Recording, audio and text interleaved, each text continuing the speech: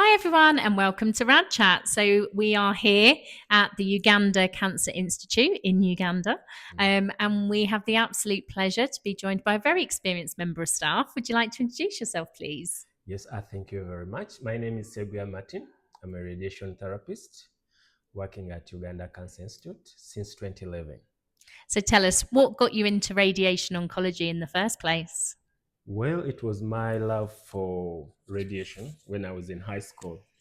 Actually, I didn't know about radiation until I first joined radiography, and then I later picked interest to look after the cancer patients. That's when I crossed to radiotherapy. So that's why my first training was in diagnostics. Yes. How many patients do you see every day? Well, at this center, we are now talking in around 400 patients on the three machines. We have three linear accelerators, but then we also have those who go for brachytherapy.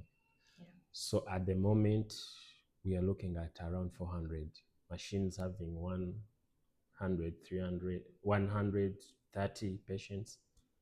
Yeah. Is that every single day? That is now, yeah, every single day. Yes. How many RTTs are there working here? Right now, actually, the RTTs who are formally trained, they are 7. Okay. And then we have those who are training on job, around 5. They have not yet gotten the formal training. Okay. Yes. Yeah. So tell us about kind of the workforce issues that potentially you're experiencing here in Uganda. Actually, I would say that in all aspects of delivery, we have shortages, but I'll stick to the RTTs. Like I've told you, we have 3 linear accelerators. We have 2 HDR suits. We have a simulator, which is a CT simulator. We have a conventional simulator, and we also have the planning. And some of us, we are doing planning. So you find that in a shift, you'll have only 1 RTT working on a machine. And this person can work for over 5 hours or 6 hours alone. Yeah. So imagine this is a person who's setting up a patient and comes and treats. It's quite hectic. Right now we start around 5 and we are ending at around midnight. Yes. That's a very long day. Yes. What happens if someone is off sick or on holiday? Someone has to chip in. It is very difficult, but sometimes you have to endure. Yeah. So tell me a little bit about your aspirations for the future, because we really need you to get an MSc, don't we? Yes. Tell us about Yes, that. actually, Why is it imperative that you get your master's degree in radiotherapy and oncology? The reason I'm pursuing this is that we have very little workforce, and one of the reasons why is because we don't have the training. We have a local university, that is McNamara University. It is training. It trains both radiographers, and then there are those who cross to RTT. Yeah. But then they don't have the lecturers to do the teaching. Yeah. This is because by the policy of the university, someone to be a lecturer, you have to have a master's in that particular discipline. So these people come and they move around. Yes, we do teach them here and there, but we are not officially recognized as lecturers. So by that, the content they get is far less as they would. Yeah. That's why after that bachelor's, which is 4 years, again, they are sent to countries like Ghana, Zambia, to get formal training for radiotherapy. And we think if we have RTTs who are capable of delivering this knowledge to other people, it would create more workforce, because now, like in this center, I said we are 12, of which only 7 are formally trained. So, but when you look at what we are supposed to do, we should at least have like 30 RTTs, at least to have at least 3 on each machine, and then to do other, other like to do planning, to do city simulation. Yes.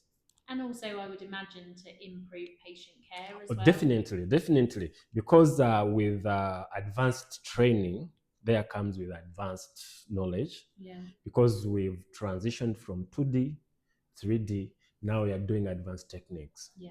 It's like VMAT, IMRT, and all these require advanced training.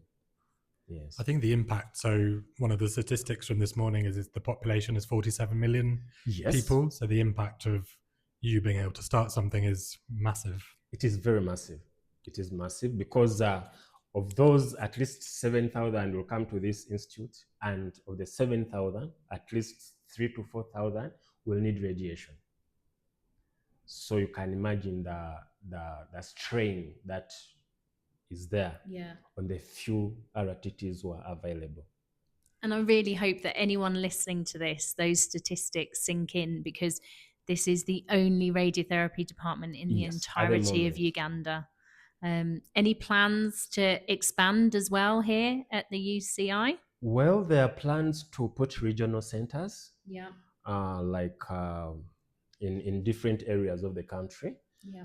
But still that will need more workforce. They'll need more workforce. Yeah. Right now it is very expensive to train them outside the country, which would otherwise be cheaper if they were trained here. Yeah. Yes. So lastly, if anyone is listening who could potentially sponsor you or support you financially to do a master's degree via distance learning in MSc Radiotherapy and Oncology, what is it that you would say to them?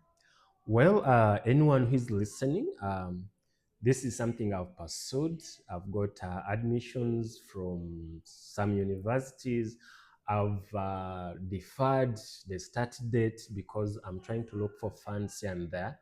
And one thing I can guarantee whoever can sponsor me is that at least I'll put this knowledge and pass it on to the people here. Yeah, so the passion and enthusiasm is there. The impact will be huge. So hopefully we can get something out of this as well. Yeah.